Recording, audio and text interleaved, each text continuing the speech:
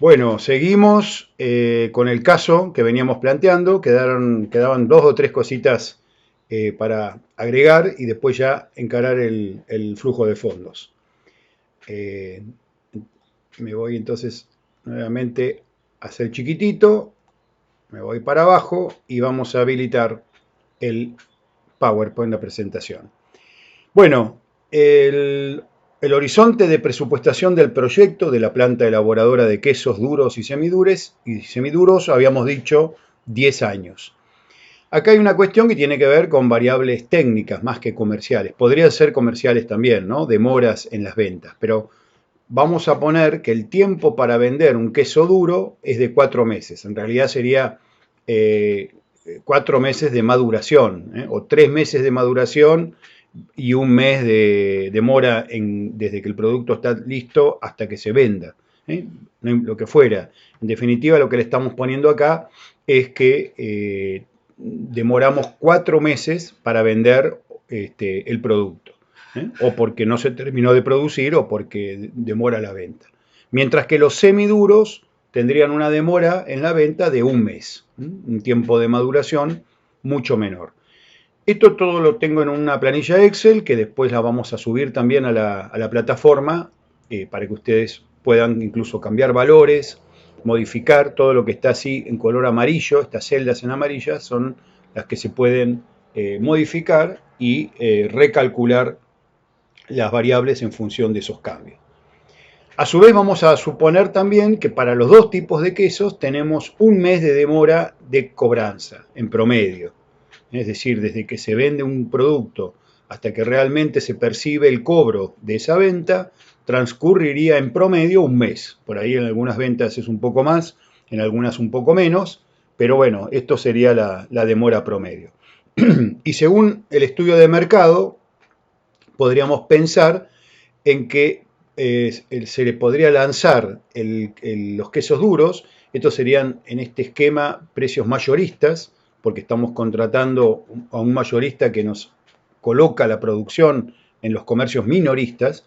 Entonces son precios menores a los precios finales, a los precios que se le cobra directo al consumidor final.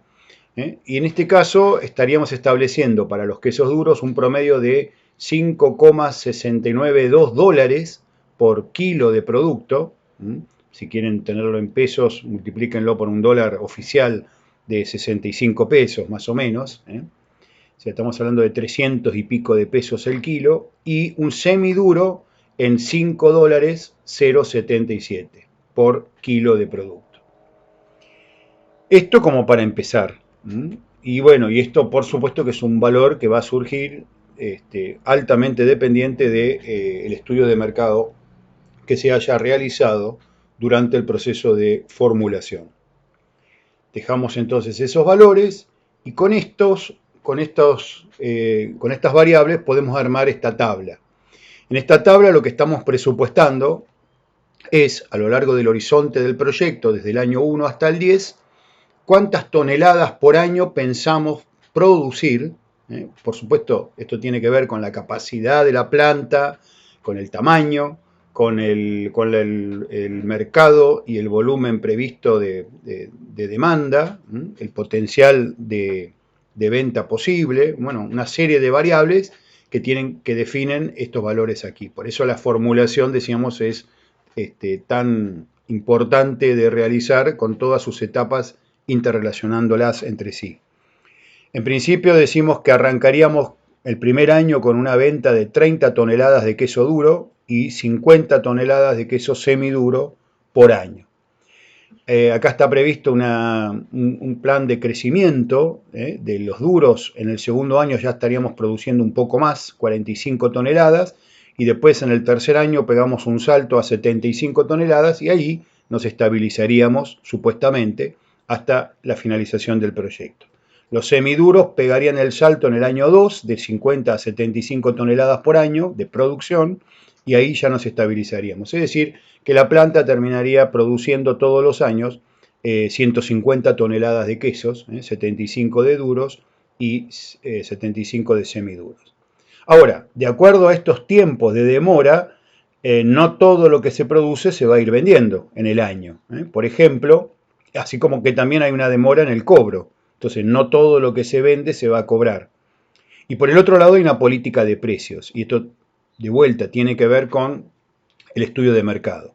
Si bien los precios originales eran de 5,69 y 5,07 dólares por kilo, acá lo tienen, es el mismo precio pero por tonelada, se multiplicó por 1000, está previsto una vez que lanzamos en el año 1 los productos, bueno, está previsto que en el año 2 podría llegar a haber un aumento de nuestros precios sin perder, sin resignar participación en el mercado, sin resignar ventas, es más, aumentando las ventas, pero ya por habernos hecho de un nombre, por entrar en el mercado, por estar posicionados, bueno, estamos suponiendo, esto hay que ver si después se cumple, que podríamos elevar un poco los precios en el año 2, tanto para los duros y los semiduros, pasar a 6.262 dólares por tonelada para los duros y 5.585 dólares por tonelada para los semiduros.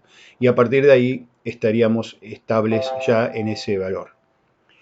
Bien, volvamos a esto. Bueno, esto se puede llenar a mano, es decir, sería de la producción anual cuánto pensamos vender cada año y de esa producción y de esas ventas anuales cuánto pensamos cobrar por año.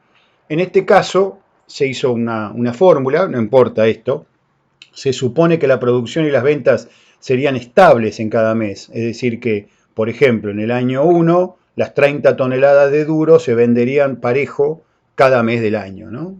Todos los meses tendrían niveles de venta, de producción y de venta muy parecidos.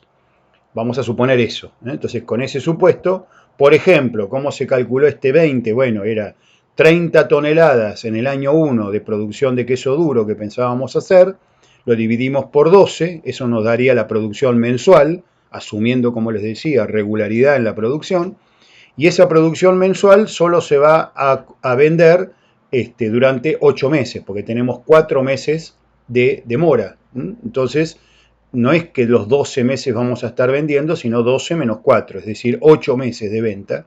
Es decir, que de la producción mensual vamos a tener 8 meses de venta y eso nos da que durante el año 1 venderíamos 20 toneladas de las 30 toneladas producidas. Nos quedarían entonces 10 toneladas que se van a vender en el año siguiente. Lo mismo va a ocurrir con las cobranzas. A su vez, de estas 20 toneladas de duro que se venderían en el año 1, se va a cobrar una fracción, que es la misma fórmula, ¿no? Sería 20 dividido 12 por 12 menos 4. Perdón, en este caso sería por 12 menos 1, porque la demora de cobranza es un mes. Y eso es lo que nos da el valor de cobro que aparece en las últimas columnas. En el caso, por ejemplo, del año 2, tendríamos prevista una producción de 45 toneladas de queso duro y que se venderían 40. Bueno, esto surge de las 10 toneladas que no se vendieron, que se produjeron el año pasado y no se vendieron, es decir, de las 30 toneladas, que eran estas, del año anterior, dividido 12 por 4, por los 4 meses que no se vendió, que esto es lo que nos daba las 10 toneladas que quedaban, más las ventas que surgen de la producción de ese año, de las 45 toneladas, decimos 45 dividido 12, por 8, 12 menos 4, entonces tenemos las ventas de la producción del año pasado más las ventas de la producción de este año. Sumando ambos valores me da este valor de 40, que es el que aparecía acá.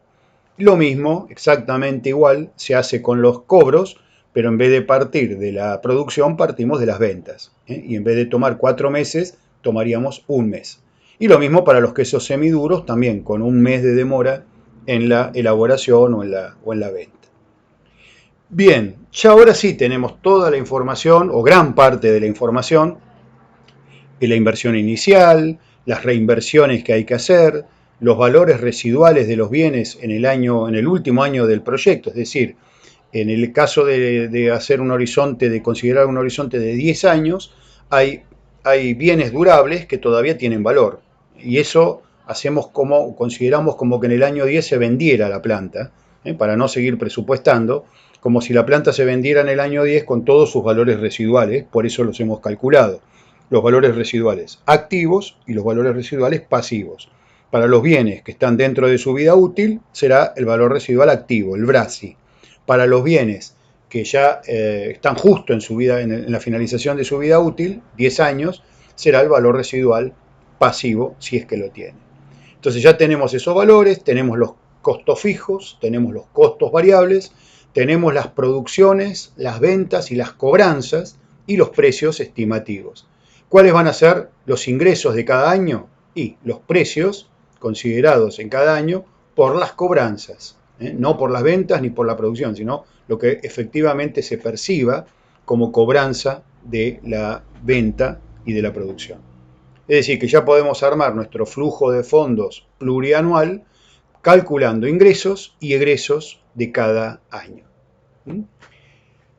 Para finalizar este video y dejarles pendiente la tarea de cálculo del flujo de fondos, en el siguiente video lo vamos a ir resolviendo, entonces podemos organizar la información que tenemos en el formato de los 4 cuadrantes que habíamos mencionado para orientarnos el cálculo del flujo de fondos. Por un lado habíamos dicho que iba a haber aumento de ingresos. ¿Respecto a qué? Respecto a no instalar la fábrica de quesos duros y semiduros y continuar con la producción actual, pero eso no nos importa en este caso. Entonces tendremos como aumento de ingresos las ventas en función de las cobranzas, de los cobros de quesos duros y semiduros. Otro ingreso va a ser el valor residual de instalaciones y equipos en el año 10. Esto es lo que les decía recién, que es como el supuesto de que en el año 10 se vendiera esa planta con todo su equipamiento al valor que en ese momento tuviera. Valores residuales activos o valores residuales pasivos. También vamos a tener la venta de equipos desgastados u obsoletos a su valor residual pasivo, tanto en el último año como si la vida útil fuera menor al horizonte de presupuestación a lo largo del proyecto. Y puede haber también un recupero de capital de trabajo. Capital de trabajo lo vamos a ver más adelante, acá todavía no lo hemos tocado, pero son básicamente montos que, si bien no son inversiones en el sentido estricto del término, son también es capital que hay que incluir y que hay que presupuestar para disponer de ese fondo para de alguna manera realizar la inversión inicial. Es decir, aparte de las maquinarias, aparte de los equipos, es, por ejemplo, los primeros 2 meses de sueldo del personal. Si todavía no hemos generado ingreso con nuestro proyecto, tenemos que presupuestar un dinero adicional para poder hacer frente a ese monto de sueldos, o pagar el gas, pagar la luz de esos primeros meses, en los cuales la planta todavía no estaría generando ingresos. También puede ser, por ejemplo, comprar materia prima, tener un stock de materia prima por las dudas, ¿no? Comprar un poco más de leche y siempre tener un stock adicional de leche para hacer frente a cualquier eventualidad. Entonces ahí también tenemos un dinero inmovilizado en capital que, si bien no es una inversión propiamente dicha, hay que tenerla en cuenta como capital de trabajo. Ya vamos a ver esto cómo se incorpora al flujo de fondos. Por ahora lo menciono nomás, puede ser un aumento de ingresos, pero por el momento no lo estamos considerando. ¿Qué aumento de egresos vamos a tener para este proyecto? Bueno, la inversión inicial, que ya la habíamos calculado, y si hay reinversiones posteriores de bienes, de inversiones, que tengan una vida útil menor al horizonte de presupuestación.